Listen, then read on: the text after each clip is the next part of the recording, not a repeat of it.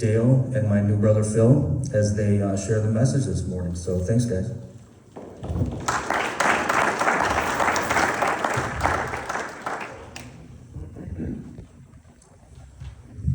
All right, thanks, guys. I'm going to talk today a little bit about what I do at work.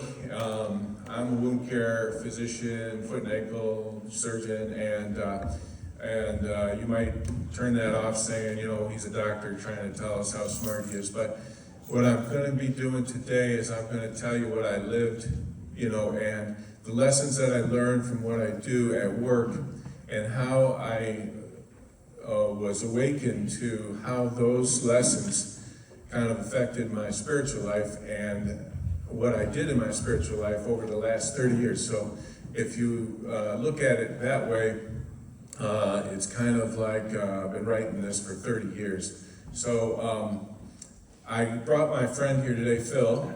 Phil is actually one of my patients. And he's also a great guy and a pastor.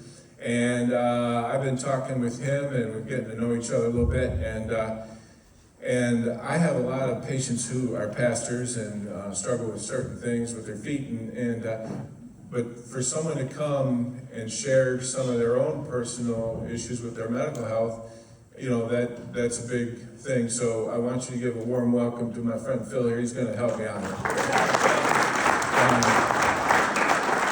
So a lot of people, Jim doesn't think I can get done in 30 minutes. I'm going to try and go fast here, okay? So a lot of people ask me, why feet? Why are you a foot doctor? That seems disgusting. Why would you go into feet? And that's a common question that I get. So what I can say about that is when Jesus was ready to go to the Last Supper, the disciples were in a room arguing, at the table before Jesus got there. Who amongst us is the greatest? I did this in his name and I did that. They were arguing who is the greatest. And Jesus came and he washed the disciples' feet.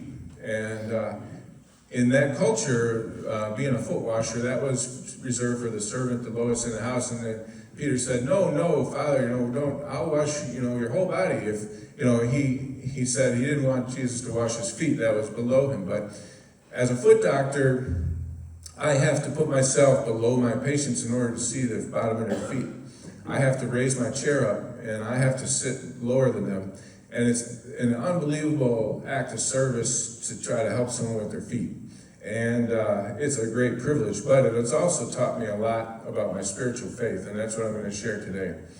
One of the things that I also use in my talk is Ephesians 5:13 talks about the fact that it is shame to even mention what the disobedient do in secret. But everything exposed by the light becomes visible, and everything that is illuminated becomes a light. What that says is, we hide things as men, but when we shine a light on it, we can use the shame and we can use the sin that we've committed, and we can use it as a light to help others. So I've been doing this work as a doctor for about 30 years now, but it's only been in the last 3 years where I really took that call more seriously to live out of the shadows, shall we say, and stop crawling around in the dark. And today's talk is a little bit about that. So the first thing I want to say is you probably didn't know that there was a story about a foot problem in the Bible. But the next slide is King Asa. King Asa was a great-grandson of Solomon. His name actually means physician and healer, which there's some pretty funny things in the Bible. Sometimes people's names are funny, and there's a little thing that we're going to share later on about kind of another funny name. But he was a good king for the most part. He removed the Asherah poles from Israel, which was, the foreign gods of, it was more of fertility and things like that. He was the third king of Judah. There was David, Solomon, Rehoboam, Abijah, and the next was Asa. And so he was in the line of David, so he was in the line of Jesus. So one of the things, I kind of woke up in the middle of the night the other night, and everybody remembers that picture of the evolution picture where they show the person crawling on the ground, and then you slowly, are hunchback and we're slowly getting upright, and then by the end of that picture of human evolution, then you see man standing at the end on 2 feet. Everybody's seen that picture before, right? I kind of liken that to our spiritual life in a way because, we're kind of crawling down in the mud. We're crawling down throughout our life. We kind of make improvement, but really, it's only Jesus who stands upright. We cannot stand upright on our own. So it is only through Jesus' sacrifice on the cross that allows us to approach the throne of God walking upright. Otherwise, we're all going to still be crawling around. And when you're living with a sin, it makes you fearful of that judgment of God. And obviously, we all sin, but when we expose some of the things that we're working on, it allows us to stand upright before the Lord. But one of the things about Asa, which is on the next slide, in 2 Chronicles 16:12, it says, in the 39th year of his reign, Asa was afflicted with a disease of his feet. Though the disease was severe, even in his illness, he did not seek help from the Lord, but only from the physicians. There's a lot of speculation about what the illness was. Was it arthritis? Was it gout? They had a pretty paleo diet, so I don't think it was gout, but peripheral vascular disease. And then some people that lose feeling in their feet, they get a condition called Charcot, which it causes the bones to kind of disintegrate and deform, makes it hard to walk. But it says he was afflicted with this for the last 2 years of his reign. But the important thing I want to highlight here is that even though the disease was severe, he did not seek help from the Lord. So my first question for small group, which is the next slide, have you ever had an issue in your life in which was severe, but you did not seek the help of the Lord and you tried to do it on your own? That's the first question today. Is it a physical affliction or possibly a spiritual or family decision that you made that you did without consulting the Lord? And how did that affect you later on? Think about those life decisions that you made, and did you ever have a decision that you made that was got you in a lot of trouble later on because you didn't consult and you didn't think about that? And we're going to talk about thinking about our actions a little bit later on. The next slide kind of goes through wound care in the Bible. You probably didn't think the Bible had much to say about wounds, but it does have quite a bit to say. I'm just going to highlight a few quick verses here. If we turn and seek the Lord, he will heal our land. Seek the help of the elders. They will pray and anoint you with oil over your illness. I like this one here. The Son of Righteousness will rise with healing in its rays. Just think about the Son of Righteousness will rise with healing in its rays. You know how when you go outside and it's nice and sunny, you feel that heat. It just feels good to feel the heat of the sun sometimes. Cheerful heart is good medicine. Fear the Lord and shun evil, and it will bring healing to your body and nourishment to your bones. There's a lot of verses about the relationship between our physical and spiritual health.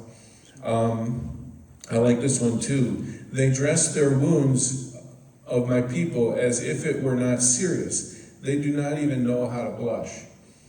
And sometimes when we have a hidden sin or we have something, we just get numb to it, and we don't even know how to blush anymore. We don't think anything's bad. Have you ever gotten to a point in your life where you just get so used to sinning that it doesn't even cause you embarrassment anymore? But that's the first thing. So there's 4 things that I learned from being a foot doctor that I can use in our talk today. What I see with a lot of my patients, by the decisions that they make, they spend more time with wounds than they really need to. And why is that? And I've been reflecting on that in regards to my patient care. And so I'm going to highlight those today. The first one is neuropathy. Diabetes is a common cause of neuropathy.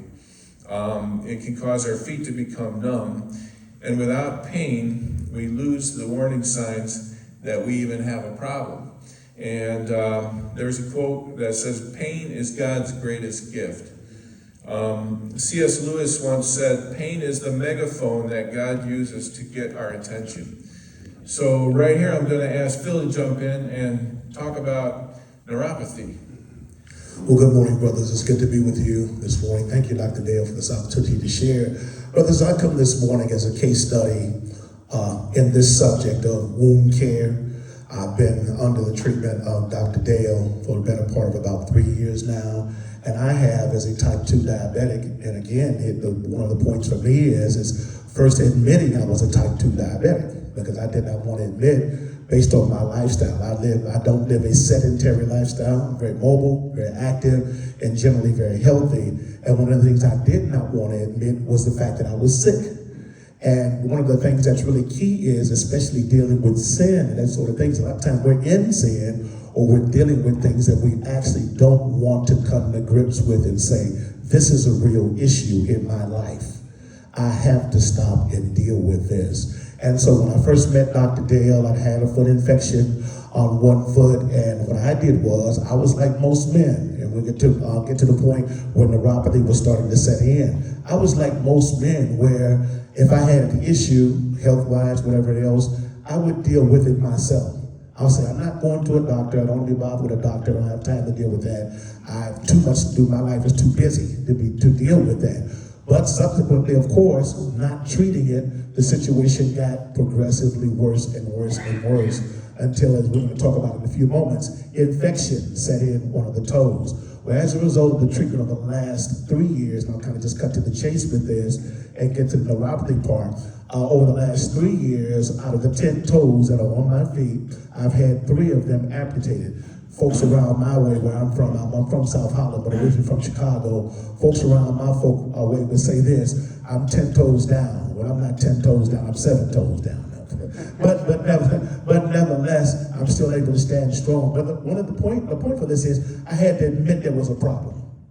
I had to admit there was something in my life or in my physical body that needed to be addressed. And as men, us being men, especially if you're a man, an alpha man, a lot of times we'll deal with situations and be in pain and not really stop and take care of the problem. So neuropathy is the loss of feeling.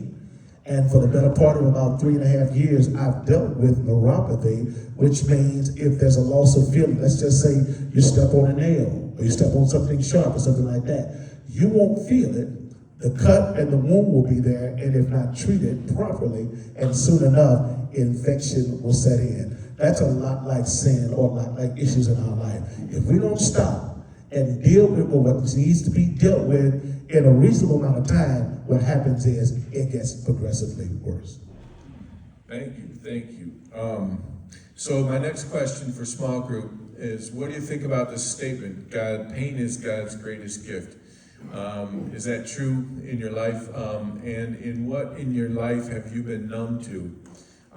What are the things that are causing you to be numb to take care of some of these issues and kind of think about your own life a little bit? The second thing I wanted to highlight, the next thing, is about calluses. So a lot of people come to see me have numbness in their feet.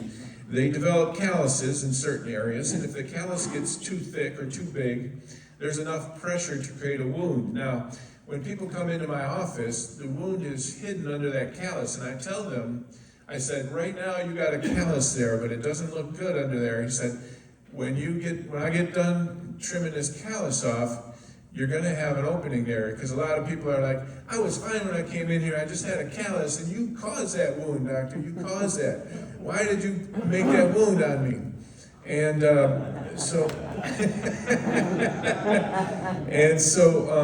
something that I tell my patients right away is, there's something under there, but there's callus over it. We got to get the callus off to expose that wound. So my next question for small group is the next slide. That's the only picture that I have. I didn't want to get too gross onto there, guys. That's the only picture. But is our heart callous? So the Bible talks in multiple locations about Romans 2:5. Because of your calloused heart and refusal to change directions, you have stored up wrath against yourself for the day of God's wrath, when his righteous judgment will be revealed. Ezekiel 36:26, I will give you a new heart and put a new spirit in you. I will remove from you your heart of stone, which is a callous heart, and give you a heart of flesh. Ephesians 4:19, having become calloused, they have given themselves over to sensuality, as to indulge in every type of impurity, and are full of greed. So I told you, this is not me trying to tell you, what to do. This is me. This is me. I had become calloused, and I had given myself over to all kinds of impurity. And so, Phil, why don't you take it away and talk a little bit about that? Sure. The exact wound that you just saw in the picture, I had a similar wound, and Dr. Dale was able to treat that wound on my foot. But again, with the limited knowledge I had about the calluses, I'm thinking that the callus is solid under the bottom, not knowing that the callus was actually hiding something that was worse. And it took Dr. Dale to remove that so that he could actually treat the problem. What are the things that are in our lives, brothers, that we have calloused over, that we have not dealt with? I love that particular scripture in Ezekiel where it talks about, I'll take out of you a heart of stone and give you a heart of flesh. Those areas in our lives that we've gotten hardened to, situations in our family, the things that we're dealing with in our community, issues that we're dealing with. These are all things that at some point we have to, as Dr. Dale dealt with the wound that was on my foot, we need to allow Dr. Jesus to deal with the wounds that are in our heart. Let him remove it. Yes, it's going to be painful. Yes, it's going to expose something. But when we do that and we're able to take that hard place away, then the healing can begin. Beautiful, thank you. The third thing that I learned from years of doing this work is we sometimes ignore the signs of infection. So in our physical exam, we have blood tests, we call the CRP, ESR. These are blood tests that we do, and if those numbers are elevated, there is an indication that there's inflammation going on in your body somewhere. On x-rays, if you have a bone infection, the x-ray will show erosion of the bone. It will look different. Bone scan, MRIs, if you have a bone infection, those will light up. So we do all these tests to kind of figure out, whether or not there's an infection there. And then the physical exam findings of an infection equal fever, chills, and swelling and redness. And sometimes we ignore the signs of infection. So when that comes down to our spiritual life, we also ignore the signs of infection too. So there's some ways that when I look at my own life, I was kind of ignoring some signs of infection. One is pointing out the faults of others to take the attention off of your own problems. I did that in my marriage a lot, and it caused a lot of problems for me. Busyness, no time for God. We keep ourselves busy all the time. Our culture means that you always got to be doing something. We can question our faith and allow doubts to overtake us. We can have anger management problems. Whenever you're living in sin, it's frustrating, and you lash out and take it out on other people. We sometimes fail to take responsibility for our role in the problems, so a lot of people come in, my patients come in, their diabetes is totally out of control, their sugar's at 500 when they're supposed to be 100, and they're like, you did that to me, why did you make that callus? And I don't want you to start cutting on me because we're going to get more and more surgeries, but you can't heal when your health is out of control. So it's really try to get anger at me, when the health numbers are out of control. And you got to take responsibility to get your diabetes under control in order to give yourself a chance to heal. We prioritize our hobbies. We don't deal with our trauma. We don't get counseling for the things we have problems with. We don't get help for addiction. So I had read recently in a study that alcohol consumption is at an all-time low in our country. People aren't drinking as much, but drugs, gambling, and porn are rising every year. So every town's solution to their financial woes is let's build a casino. Let's get more people spending the money they don't have in hopes of, trying to have financial gain. And we're just trading one addiction for another in our society. Nobody's dealing with stuff. So Phil, maybe talk about the signs of infection. Absolutely, brothers. This was probably one of the most challenging parts of my journey back to health, coming to Dr. Dale, because I had infection in my body. Again, limited knowledge. We think infection, and this is an important point, because we think the infection and the issue is only in one place, in your foot or wherever else. But the thing about infection is because it gets into the bloodstream, it has the opportunity to spread throughout the body. And so by the time I got to Dr. Dale, I had infection throughout my body. And one of the most challenging things that I had to deal with was the amount of time it took them to treat it. Because I would go in the hospital, and I'm thinking when I'm going to be treated, and be out in 2 or 3 days. And I'm like, Dr. Dale, I gotta go. I told you I'm busy, I got a life, I gotta do all these things. I gotta get back to it. Dr. Dale pretty much, he was kind about it, but he was saying pretty much, you're not going anywhere. Because you have to stop and make sure this is dealt with. So all the times I've been in the hospital, just very briefly, probably about 3 or 4 of the times I was in the hospital for at least 7 days. And to me, that was like a prison sentence, again, based on my lifestyle. But again, we had to stop and deal with the issue, so that by the time I got out of the hospital, he said, if I let you out early, you're going to wind up having to come back again. How many of us have been in positions where we have not really stopped and dealt with the actual problem? How many of us have been in positions where we literally, okay, we're going to gloss over it, or we're going to blow by it, and it's going to work out? And God is like, no, stop. Deal with this. Allow me to treat you and bring you back to full. All the brothers in the room say full health. Full health. To full health. When we come to full health, then we're able to be, from the doctor, able to be released to go on to do what God's called us to do. Great word, Phil. And the last thing that I wanted to talk about was amputation.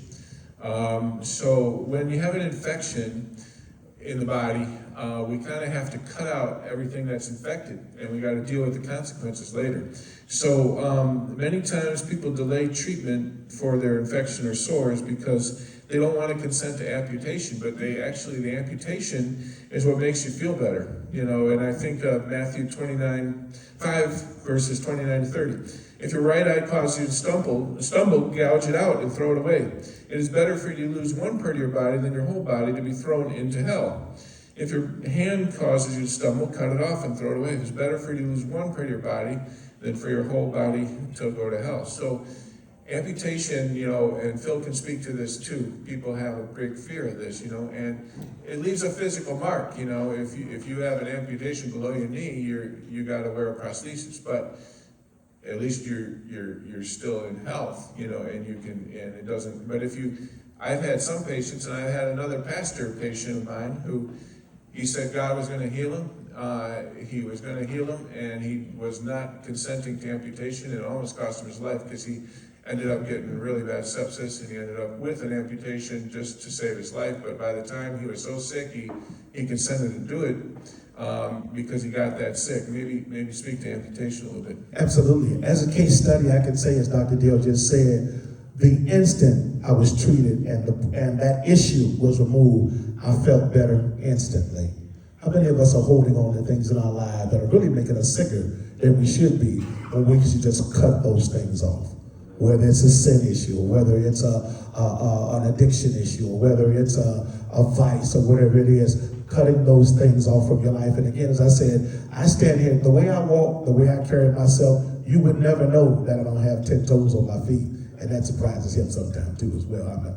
He doesn't know I'm his best case study. I am. I'm his number one. But that said, in dealing with those things, allowing God to cut those things off from your life. And again, we have the example here of all the sins that we're dealing with, amputating sin out of your life. I think it's that next slide there, watching pornography and getting around those things that are negative, just along with the short of it. Do me a favor. I can make it real brief. Look at your neighbor and say, whatever it is, cut it off. Say, cut it off. Take it off. Cut it off. And let me mess with you a little bit, brother. And as I'm getting to know you, let me say it like this. Tell your brother, cut her off. Say it, cut her off. I know that's not this church, is the church down the street. But anyway, cut it off, whatever it is. Remove it from your life. You're going to feel better instantly. Let me just say this very briefly too as well, so I know we're getting to the close here. Also too as well. I think there's one other African-American brother, or maybe two, that's in the room today. I can say this too as well, and I'm saying this to my brothers, my lighter skinned brothers. I'm saying this. If you know anything about African-Americans, we have a stigma about going to physicians. That's historical things and situations that happen on African-Americans. They just say, I do not want to go to a doctor because this is not all African-Americans, but just generally, we tend to, am I in the room? Am I in the room? We do not tend to trust doctors. And so that is a stigma that in the African-American persuasion has to be broken so that we can get to the place where we can receive what we need. There's some folk that are going through things in their life, and I'm done, that just won't trust the Lord enough to allow Him to do the work in their life.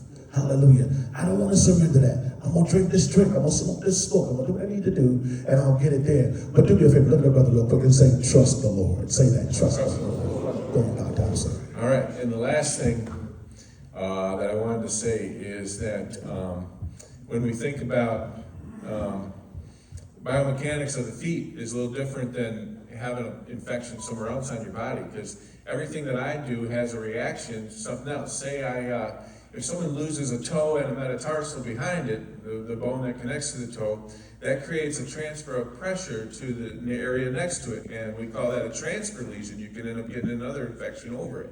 So when we do something, we always have to think about the consequences of our actions, and you got to realize it could create a new wound. So in Galatians 6, 7, and 8, do not be deceived, God cannot be mocked. Whatever a man sows, he will also reap. And then Proverbs 14, 12, there is a way that seems right to a man, but in the end it leads to death. So in conclusion, I'm going to have Pastor Phil here talk a little bit about a guy from the Old Testament named Achan. Joshua 7, you guys all know the story of Jericho. You know, they marched around the city and walls came tumbling down, you know the song from Sunday school. Well, Achan, whose name actually means trouble, which is funny, man, that's another funny thing in the Bible, like who would name their kid Trouble? Here comes trouble. But Achan's name was Trouble, and he was involved in this battle of Jericho, and so I'm going to have Phil close us out with that story of Achan. Indeed, brother, and very briefly in the story of Achan in Joshua chapter 7, of course, you were coming off of the victory in Joshua chapter 6 of marching around the wall 7 times and shouting, and the walls coming down. And so they go up and they begin to take the spoils and they take the land, and God blesses them. But here it is, just one chapter later in Joshua 7, we see an individual who shows up whose name is Trouble. And again, I don't know why they would name him Trouble. Why would they name him Trouble and not expect him to get in trouble? But that's another story. But that said, he goes in and he takes something that he's not supposed to, knowing that he was not supposed to do that based on the law of the Lord. And with this particular story, we take the opportunity for him going and take this thing, and the end of the story is this. Basically, with him going in and touching and bringing something in and bringing back spoils and hiding them in his particular tent and the such, he wound up bringing not only a problem on himself, but he brought a problem on his entire family. One of the greatest things, Dr. Dale, I haven't told you this before, one of the greatest things I found out, discovered as a man in my life, as I used to chase women and drink, as I used to do all the things I used to do, my mindset was, listen to me, brethren, the only person I thought I was hurting in this was myself. But I got a revelation, brethren, your sin affects everybody around you. Your wife, your children, your family, your business, your dealings, everything around you is affected. And this man named Achan, as we close, this man named Achan, with one mistake, not only cost him his life, but they also said, bring the family out here too, because we want to destroy all. God said, destroy all the sin in the camp. What's our point for this? In dealing with the situation, whenever you're dealing with something, you have to get to the root of it.